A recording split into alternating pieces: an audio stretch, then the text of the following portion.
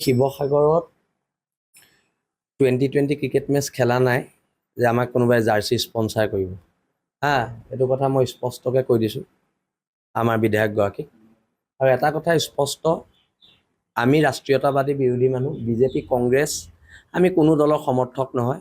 আমি জাতীয়তাবাদী চিন্তাধাৰাৰে সদায় ডাঙৰ হৈ আহিছোঁ আৰু জাতীয়তাবাদী চিন্তাধাৰাৰে আমি জীৱনটো থাকিম।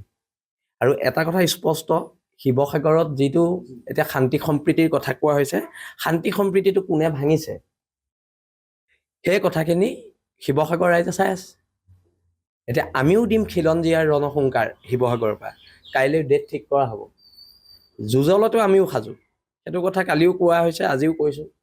আৰু এটা কথা স্পষ্ট, শান্তি সম্প্ৰীতি কেৱল আমি বৰ্তাই নাৰাখোঁ। শান্তি সম্প্ৰীতি আজি এজন জাতীয় সংগঠনৰ নেতাক মাৰিবলৈ তাত মানুহ ওলাই আহিছে ধৰ্মীয় শ্লোগান দি এইবিলাক কথা বতৰা সহ্য কৰা হ'ব নেকি?